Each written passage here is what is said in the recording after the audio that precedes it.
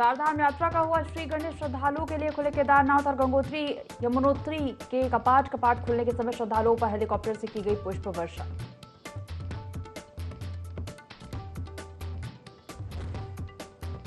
कपाट खुलने के बाद सीएम धामी ने की केदारनाथ में पूजा। प्रधानमंत्री नरेंद्र मोदी के नाम से की गई पहली पूजा। सीएम धामी बोले, पिछले सभी पुराने रिकॉर्ड तोड़ेगी यात्रा।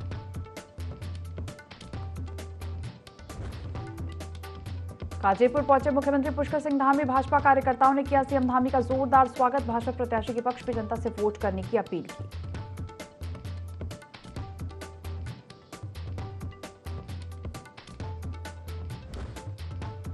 तो चारधाम में फिर बदलेगा मौसम। बारिश बर्फबारी का येलो अलर्ट जारी। तीर्थयात्रियों को गर्म कपड़े और रेनकोट लाने की दी सलाह।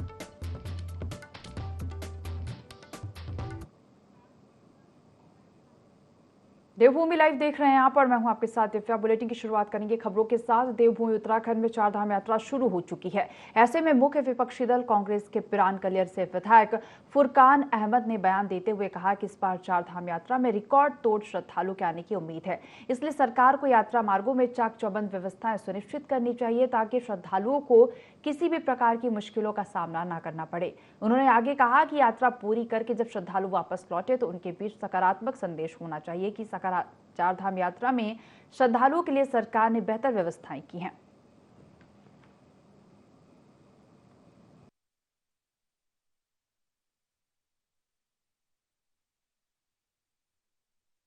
चारधाम यात्रा हमारे जो जायरीन, हमारे मेहमान जो आ रहे हैं उन्हें अच्छी सुविधा मिलनी चाहिए, क्योंकि अगर मेहमान को अच्छी सुविधा मिलेगी तो वे हमारे प्रदेश का नाम रोशन करेंगे कि हम वहाँ गए थे, हमें अच्छी सुविधा मिली और हमारा ठीक तरह हमने दर्शन किए।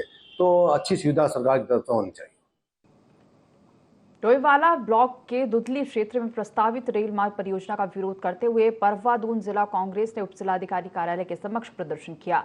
इस दौरान उपजिलाधिकारी के माध्यम से प्रधानमंत्री को भेजे ज्ञापन में रेल परियोजना निरस्त करने की मांग की गई। परियोजना निरस्त नहीं होने पर बड़े स्तर पर जन आंदोलन की चेतावनी भी दी गई।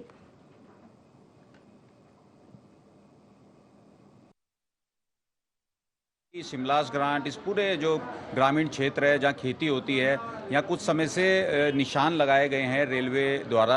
हमें मालूम हुआ है कि यहाँ एक रेलवे प्रोजेक्ट की तैयारी है और जो खेती की ज़मीन है वहाँ से एक रेलवे प्रोजेक्ट एक बनाया जा रहा है। तो पूरे क्षेत्र में एक डर का माहौल है। आखिरकार किसान करेगा क्या? मारकम ग्रांट माजरी में आप टाउनशिप बना देंगे, उनसे ज़मीनें छीन लेंगे। दूसरी ओर दूधली क्षेत्र में जहाँ बहुत अच्छी खेती होती है, गन्ना होता है, बासमती के लिए वो क्षेत्र फेमस है, उसमें आप रेलवे एक प्रोजेक्ट लेके आ रहे हैं। तो डर का माहौल है लोगों के अंदर। तो आज हम माननीय उपजिलाधिकारी महोदय से मिले और माननीय प्रधानमंत्री जी के नाम हम लोगों ने ज्ञापन सौंपा है और मांग करी है कि प्रोजेक्ट को जल्द से जल्द निरस्त किया जाए। हमारे क्षेत्र में मशीनें लगी हुई हैं और उनका सर्वे क्या निशान लगा हुआ है। और रेलवे का प्रोजेक्ट हम रेलवे विभाग से वार्ता करी तो उन्होंने बताया कि भाई हाँ ये प्रोजेक्ट है और ये लग रहा है, इसमें 15-20 दिन में हम जानकारी देंगे। लेकिन हमारा कहना है कि गाँव में पंचायत है, इसमें चौपाल लगा के आम बैठक करा के ग्रामीणों की सहमति लेते बात करते तो अच्छा रहता। लेकिन ये मनमाना है कि किसी भी क्षेत्र में चले जाएं, कहीं भी निशान लगा लें, कहीं भी मशीन खड़ी करके खुदाई चालू कर दें, गलत तरीका है। हम इसका विरोध करते हैं। क्या मुआवजा मिल रहा किसानों को, क्या स्थिति है, क्या कौन सा प्रोजेक्ट है, इसके बारे में पूरी जानकारी होनी चाहिए। शासन प्रशासन को डे वाले जैसे एसडीएम के माध्यम से बोल रहे हैं कि हमें कुछ मालूम ही नहीं है। तो ये क्या चल रहा है? अंधेरगर्दी चल रही है, तो लूट चल रही है जमीनों की। या किसान की जमीन हम लूटने देंगे, धरना प्रदर्शन करें, चाहे हम न्यायालय की शरण लेनी पड़े वो न्यायालय भी जाएंगे। भारत सरकार अभी आचार संहिता लागू हुई है, देश में चुनाव चल रहे हैं, उसके बीच वो हमें किसानों को एक बार फिर परेशान करने वाले हैं। और अभी जो उन्होंने रेलवे ट्रैक का जो इन्होंने सर्वे किया उस पर किसानों में बहुत बड़ी रोष है और डर का माहौल है कल किसानों में। तो उसी को लेकर नगर कांग्रेस कमेटी और जिला कांग्रेस कमेटी के नेतृत्व में माननीय मोहित उनियाल जिलाध्यक्ष के नेतृत्व में आज हम लोग यहाँ पाए। और दूधली की तरफ से सारे किसान परेशान हैं। उन्होंने जब उनसे संपर्क किया जिलाध्यक्ष जी से तो हमने ज्ञापन दिया और आज किसानों को लेकर हमने ज्ञापन दिया। साथ ही एक चेतावनी दी है एसडीएम महोदय के द्वारा भारत सरकार को, अगर फिर एक बार यहाँ के किसानों को परेशान किया गया तो हम धरना प्रदर्शन के लिए बाध्य होंगे। चारधाम यात्रा के पहले पड़ाव के लिए मां यमुना जी के पावन धाम यमुनोत्री के कपाट श्रद्धालुओं के दर्शन के लिए खुल गए। बता दें कि इस साल की चारधाम यात्रा का शुभारंभ हो गया है। वह यमुनोत्री जी में अक्षय तृतीया के शुभ मुहूर्त पर वैदिक मंत्रोच्चार और विधि विधान के साथ तीर्थ पुरोहितों ने सुबह 10:29 पर धाम के कपाट श्रद्धालुओं के दर्शन के लिए खोल दिए हैं। बता दें कि इससे पहले मां यमुना जी के प्रवास खरसाली में विधि विधान के साथ पूजा अर्चना की गई। वहीं पूजा अर्चना के बाद मां यमुना जी की टोली अपने भाई शनिदेव की अगुवाई में यमुनोत्री जी के लिए रवाना हुई।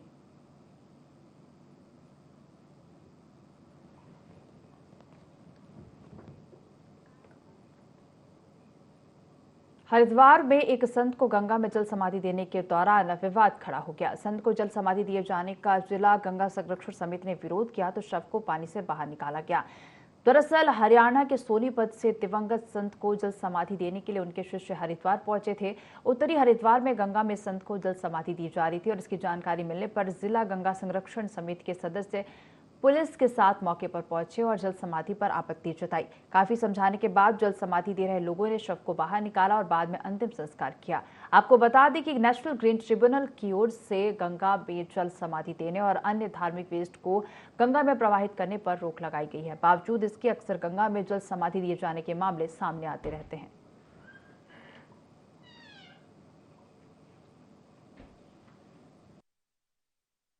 सोनीपत हरियाणा से कुछ लोग यहाँ पर कल जल समाधि देने आए थे गंगा जी में, जो बिल्कुल प्रतिबंधित है। वहाँ के स्थानीय लोगों ने कभी मना किया, उसके बावजूद भी वो नहीं माने, गंगा में जल समाधि दे दी। उसके बाद जैसे ही मुझे सूचना लगी तो मैं वहाँ पर पहुँचा और मैंने उन्हें मना करने की कोशिश करी, लेकिन वो नहीं माने। उसके बाद मैंने कोतवाल को मैंने सूचित किया, उन्होंने चौकी प्रभारी सप्तऋषि को वहाँ पर भेजा अपने मैं फोर्स के, और वो बॉडी जो गंगा जी में डाली गई थी वो बाहर निकाली।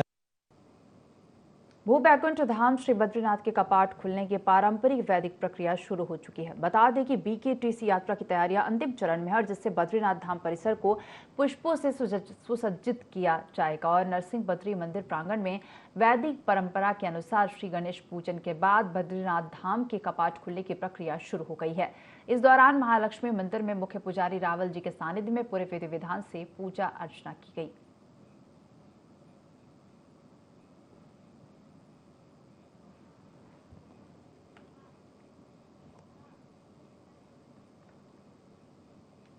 लोहाघाट के कोयाटी गांव में रहने वाले 85 वर्षीय बुजुर्ग पूर्व सैनिक तेज सिंह SDM लोहाघाट रिंकू बिस्ट के पास पहुंचे, जहां उन्होंने खुद को वृद्ध आश्रम भेजने की गुहार लगाई, जिसके लिए उन्होंने प्रार्थना पत्र भी दिया।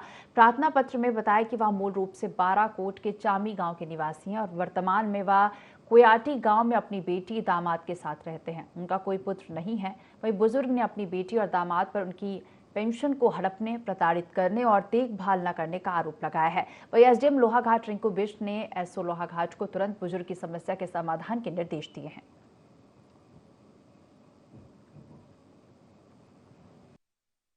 चली जाती है, आज तक नातियों को पढ़ाया, नातनी की शादी की। ऐसे मैंने रखा था कुछ 2-3 लाख हो रखे थे, फिर मैं वही मैं इसमें चाह रहा हूँ 1 लाख रुपये मेरे को वादा भी दे दे और हाँ वहाँ जाऊँगा। एक और जहां सीमांत का उन्नतशील काश्तकार साल भर की जी तोड़ मेहनत के बाद गर्मियों में अपनी पहली खड़ी फसल मटर को तैयार होते देख ही रहे थे, उसी वक्त जंगली सुअरों ने किसानों के खेतों में धावा बोलकर फसल चट कर दी। जोशीमठ प्रखंड के परसारी गांव के काश्तकार अपनी मटर की फसल को अपनी आंखों के सामने बर्बाद होता देख दुखी हैं। जंगली सुअर दिन में ही बेखौफ होकर मटर से भरे खेतों में घुसकर फसल को चौपट कर रहे हैं और किसान हताश होकर माथा पकड़े हुए हैं।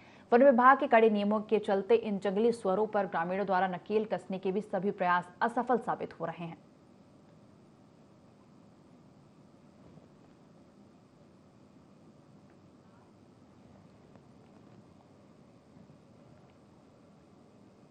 हाईकोर्ट की बेंच ऋषिकेश शिफ्ट किए जाने को लेकर पूरे गढ़वाल मंडल के वकील एकजुट होंगे। देहरादून में गढ़वाल मंडल के सभी बार एसोसिएशन के पदाधिकारियों को बुलाया गया और इनकी संयुक्त बैठक भी होगी और इसके बाद बार एसोसिएशनों के पदाधिकारी आगामी सोमवार को हाईकोर्ट के मुख्य न्यायाधीश रितु बाहरी से अपने पक्ष रखने के लिए समय मांगेंगे। बार एसोसिएशन के देहरादून के अध्यक्ष राजीव शर्मा और सचिव राजबीर सिंह बिष्ट ने बताया कि बार एसोसिएशन की बेंच नजदीक लाने के लिए पिछले 44 सालों से आंदोलन किया जा रहा है। उन्होंने कहा कि हाईकोर्ट की बेंच को IDPL ऋषिकेश में लाने का चीफ जस्टिस का फैसला सही साबित होगा।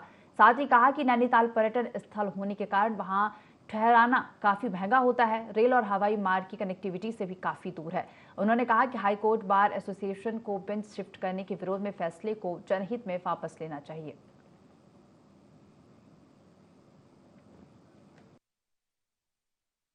Chief justice of Uttarakhand high court Shrimati Ritu बहारी जी ने एक निर्णय कल दिया है जिसमें कहा है कि आईडीपीएल जो है मेरे ख्याल से अप्रोप्रिएट जगह है हाई कोर्ट बेंच के लिए।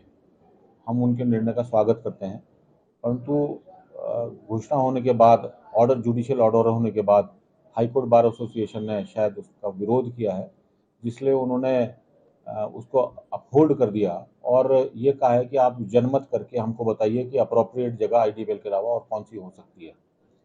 हमारा कहना है जनमत को इंटरप्रेट करें। जनमत तो जो मास पब्लिक कहती है उसको जनमत कहते हैं। मात्र 200-250 वकीलों की विचारों को जनमत नहीं कहा जा सकता।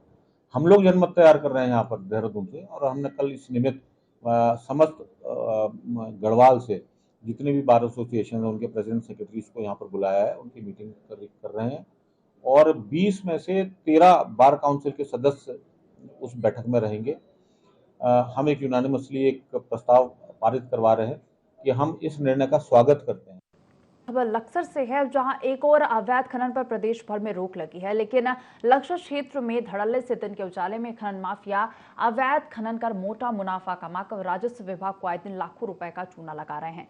पूरा मामला लक्सर तहसील के नेहंदपुर और मोहम्मदपुर गांव का है, जहां पर खनन माफिया दिन रात अवैध खनन कर अपने मंसूबों को अंजाम दे रहे हैं, लेकिन तहसील प्रशासन आज भी इस पूरे मामले से अनजान बना हुआ है, जिससे परेशान कुछ किसान एसडीएम से मिलकर खनन माफिया के खिलाफ प्रार्थना पत्र देकर कार्रवाई की मांग की है। वहीं एसडीएम गोपाल चौहान ने जल्द ही ठोस कार्रवाई करने का भरोसा ग्रामीणों को दिया है।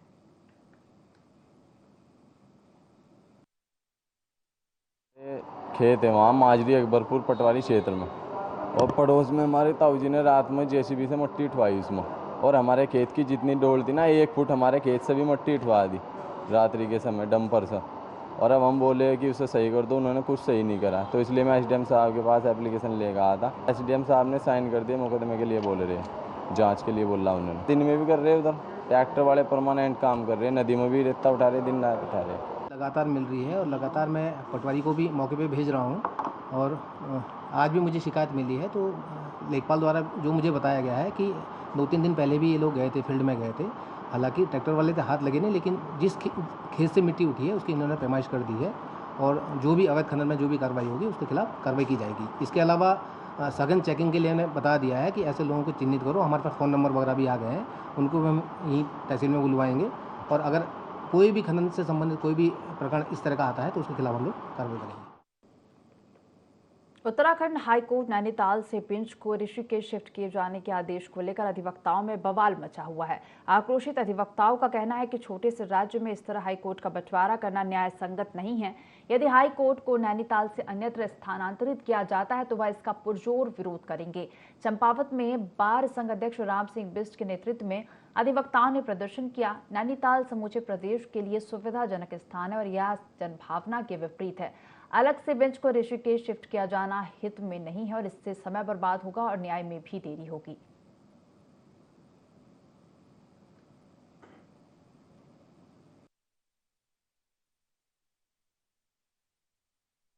मुख्य न्यायाधीश द्वारा बेंच को ऋषिकेश में खोले जाने का हमारी बार एसोसिएशन जिला बार एसोसिएशन चंपावत कड़ा विरोध करती है।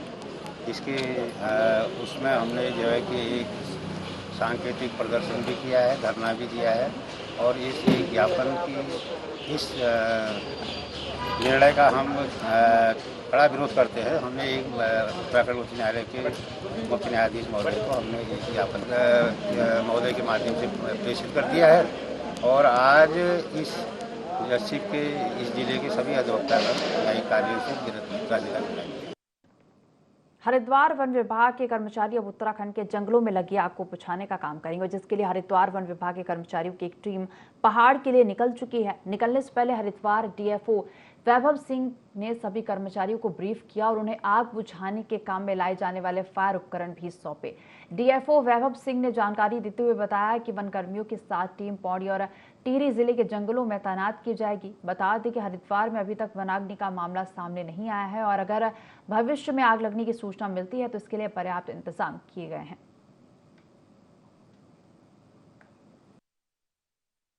हमने महिला शक्ति के तौर पे एक ऑल विमेंस टीम बनाई है, तो वो भी बिल्कुल बढ़ चढ़ के हिस्सा ले रही हैं इसमें, और वो 7 महिलाएं हैं और वो भी मतलब अपना योगदान दे रही हैं। ये बहुत एक अच्छा मैसेज है सबके लिए कि ये हम सब की जिम्मेदारी है और इसमें कोई भी भेदभाव नहीं है, और वो भी बढ़ चढ़ करके अपना पूरा प्रतिभाग कर रही हैं, योगदान दे रही हैं। ये हमारे विभाग के लिए और हमारे प्रदेश के लिए भी एक गर्व की बात है कि यहाँ की बेटियाँ आगे आ रही हैं। प्रमुख वन संरक्षक महोदय द्वारा निर्देश दिए गए, तो उनके निर्देशों के क्रम में 40 लोगों के एक दल को आज टिहरी और पौड़ी जनपद के लिए यहाँ से रवाना किया गया है। इन लोगों को सभी उपकरण, फायर ब्लोअर्स, हेलमेट्स, किट्स जो है वो वितरित किए गए हैं और इन लोगों को वहाँ 2 टीमों में बांटा जाएगा। जो आधी टीम जो है नरेंद्र नगर वन प्रभाग की सकलाना और मानिकनाथ रेंज में कार्य करेंगी और आधी टीम जो है पौड़ी के जो संवेदनशील क्षेत्र हैं जहाँ बड़ी मात्रा में वन अग्नि की घटनाएं हो रही हैं उसमें कार्य करेंगे। उत्तराखंड के सुप्रसिद्ध 4 धामों में से उत्तरकाशी स्थित मां गंगा जी के पावन धाम गंगोत्री के कपाट अक्षय तृतीया के पावन पर्व पर शुभ मुहूर्त पर खोल दिए गए हैं। मां गंगा की उत्सव टोली झलसा के साथ अपने शीतकालीन प्रवास मुखी मठ से भारी सुरक्षा बल के बीच ढोल नगाड़ों और आर्मी बैंड की धुन पर हजारों श्रद्धालुओं के जयकारे के साथ प्रस्थान कर रात्रि विश्राम भैरव घाटी में करने के उपरांत आज भैरव मंदिर से होकर गंगोत्री धाम पहुंची। गंगोत्री में तीर्थ पुरोहितों के द्वारा पूजा अर्चना कर वैदिक मंत्रोच्चार के साथ गंगोत्री धाम के कपाट श्रद्धालुओं के दर्शनार्थ खोले गए हैं। वहीं 4 धाम यात्रा के प्रथम पड़ाव श्री यमुनोत्री धाम के कपाट भी श्रद्धालुओं के दर्शनार्थ खोल दिए गए हैं।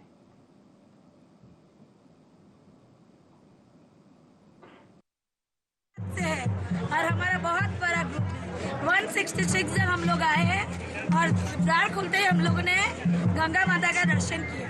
मां गंगा के कपाट खुल चुके हैं और यमुनोत्री धाम में भी कपाट खुल चुके हैं और गंगोत्री धाम की हम बात करें बड़ी संख्या में यहाँ पे श्रद्धालु पहुंचे हुए हैं। हमने भी अच्छे से दर्शन किए हैं और सुबह से ही लंबी कतारें गंगोत्री धाम में लगी हुई है और कह सकते हैं कि इस पल का सभी को इंतजार था और काफी खुशी का पल है और मैं सभी को अक्षय तृतीया के पावन पर्व पर शुभकामनाएं देता हूँ।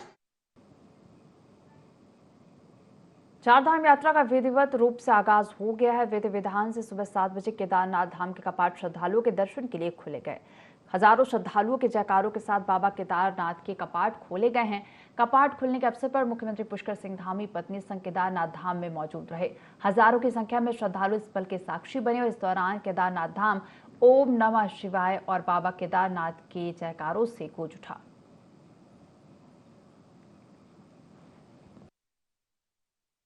ये कपाट खुल गए हैं, बाबा केदार के कपाट खुल गए हैं। ये हम लोगों के लिए बहुत उत्सव का दिन होता है, बहुत खुशी का दिन होता है जिसकी प्रतीक्षा लगातार उत्तराखंड वासी भी करते हैं, 4 धाम वासी करते हैं, पूरे देशवासी करते हैं। वो दिन आज हो गया है और यात्रा अच्छी हो, मंगलमय हो। हम भगवान से प्रार्थना करते हैं कि यात्रा के सभी इंतजाम राज्य की तरफ से किए गए हैं, प्रशासन ने भी किए हैं। बहुत सारे हमारे तीर्थ पुरोहित समाज के लोग हैं, मंदिर समिति के लोग हैं, सारे लोग मिलकर यात्रा को सुचारू रूप से संपन्न करवाने के लिए लगातार प्रयास करते हैं और हमारा प्रयास है कि सबकी यात्रा सकुशलता से संपन्न हो, बिना विघ्न बाधा के संपन्न। भगवान सब पर कृपा करें। और आज यहाँ पहली पूजा कपाट खुलने पर माननीय प्रधानमंत्री नरेंद्र मोदी जी के नाम से यहाँ पर हुई है, क्योंकि उनका बहुत बड़ा योगदान यहाँ के पुनर्निर्माण और नवनिर्माण में रहा है। आज जो हमारा बाबा केदार का ये प्रांगण एक भव्य केदार और दिव्य केदार के रूप में लगातार एक नया स्वरूप ले रहा है, उसमें माननीय प्रधानमंत्री मोदी जी के प्रधानमंत्री बनने के बाद लगातार यहाँ पर 1, 2, 3 चरणों में यहाँ पर काम हुए हैं। बहुत सारे निर्माण के कार्य हैं, तीर्थ पुरोहितों के लिए यहाँ पर आवास की व्यवस्था है, स्वास्थ्य कर्मियों का है, यहाँ पर आस्था पथ से लेकर यहाँ पर जो यात्रा हमारी बहुत कठिन होती है, वो यात्रा कुछ ही घंटों में पूरी हो जाएगी। जो कई घंटे लगते हैं, जिसमें कई दिन भी लग जाते हैं। लोग रुक रुक के आते हैं, उनके लिए परेशानी होती है। जो वृद्ध लोग होते हैं, जो शारीरिक रूप से कमजोर। विकासनगर में एसडीएम योगेश मेहरा ने पदभार संभालते ही खनन माफियाओं पर ताबड़तोड़ कार्रवाई शुरू कर दी है। हाल ही में एसडीएम योगेश ने 6 अवैध खनन से भरे वाहनों पर सख्त कार्रवाई के साथ ही कालसी, चक्राता और त्यूणी तहसील में आने वाली शिकायतों के निपटारे के लिए राजस्व की टीमों का गठन किया गया। साथ ही साथ समय समय पर स्थलीय निरीक्षण भी किया जाता है।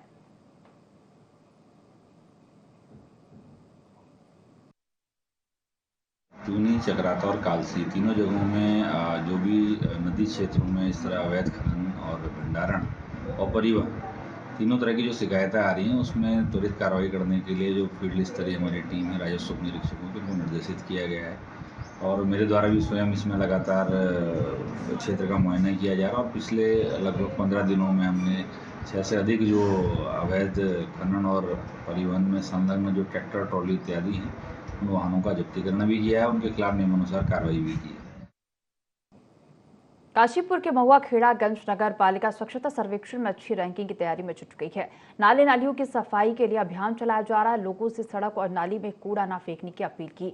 ईओ सतीश कुमार ने बताया कि स्वच्छता सर्वेक्षण अभियान के अंतर्गत ज्यादा से ज्यादा लोगों को जोड़ने के लिए आत्मनिर्भर वार्ड तैयार किए जा रहे हैं। उन्होंने कहा कि क्षेत्रवासी अब स्वच्छता के प्रति जागरूक हो रहे हैं। क्षेत्र में ज्यादा से ज्यादा कूड़ेदान लगाए जाएंगे। नगर पालिका की ओर से डोर टू डोर कूड़ा कलेक्शन वाहन चलाया जा रहा है, जिससे महुआ खेड़ागंज नगर पालिका स्वच्छता की श्रेणी में अग्रणी बने।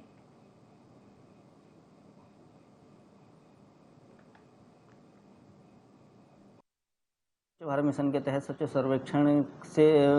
सर्वेक्षण की तैयारी के लिए हमारे द्वारा नगर पालिका महुआ खेड़ागंज के द्वारा नगर क्षेत्र में विशेष जोर से एक सफाई अभियान चलाया जा रहा है, जिसमें नगर क्षेत्र के हर वार्डों की विशेष सफाई अभियान, उनकी नालियां और नालों की सफाई अभियान, नगर क्षेत्र से बहने वाले सभी नालों की तली झाड़ की सफाई की जा रही है और हर वार्ड में से हम उसको डस्टबिन फ्री वार्ड घोषित करने के लिए हमारी तैयारी है और नगर क्षेत्र से हम पूरी तैयारी है कि हम इस क्षेत्र को डस्टबिन फ्री सिटी हम अपना महुआ खेड़ागंज को हम बनाएं। इसमें हम जनता से हम ये भी अपील कर रहे हैं कि स्वच्छ सर्वेक्षण 2024 में हमारा जनता से हमारा सहयोग करे इस स्वच्छता को लेकर।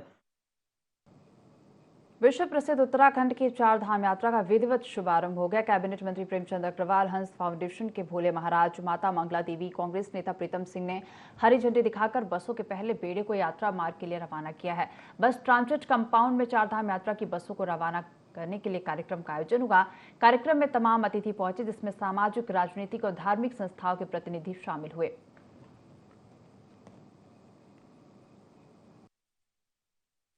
पैंतीस बसें जिसमें 4050 यात्री आज रवाना हुए हैं, उनको मैं बहुत शुभकामनाएं दे रहा हूं। इस अवसर पर अनेकों हमारे विशेष अतिथिगण यहाँ मौजूद थे, जिनके शुभाशीष से यात्रा आज प्रारंभ हुई है और आप जानते हैं कि जिस प्रकार से माता मंगला और हमारे तमाम लोग यहाँ मौजूद थे, उनकी कृपा हमेशा रहती है। जो हमारी 4 धाम यात्रा है, पिछले वर्ष यहाँ 56 लाख लोगों ने दर्शन किए थे, वो एक रिकॉर्ड था।